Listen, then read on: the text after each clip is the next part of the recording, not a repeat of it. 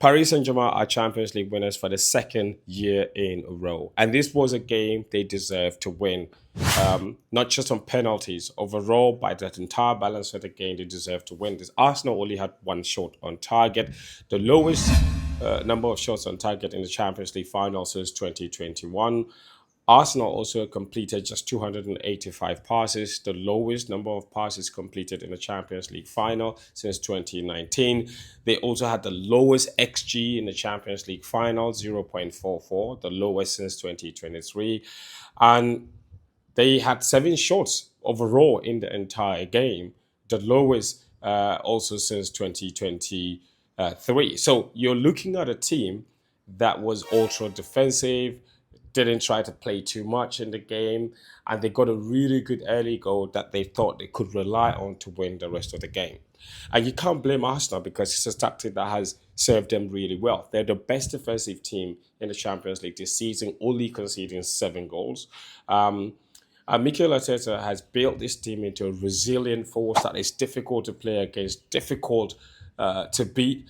And it is a tactic that they have relied on for a lot of success. It's giving them the Premier League title, and everybody called them boring, and set piece Arsenal. But it didn't matter. They stuck to it, and they got victory and glory out of it. And there was no point deviating from it and doing something different. And to be fair to Arsenal, it almost delivered the goose again for them in the Champions League final.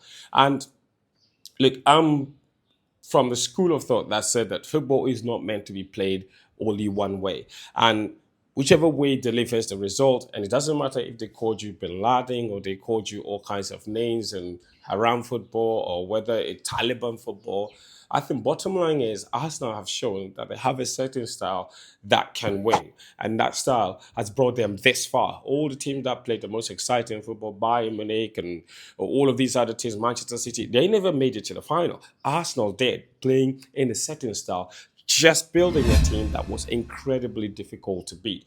And you can criticize them for their approach in the final, but they stay true to character.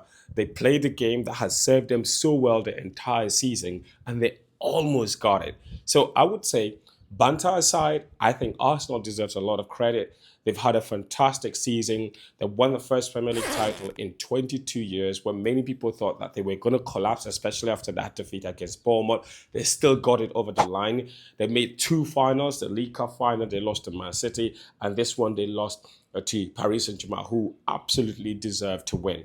But by and large, Arsenal fans should be proud of what Mikel Arteta has done with this team. It was an unbelievable season.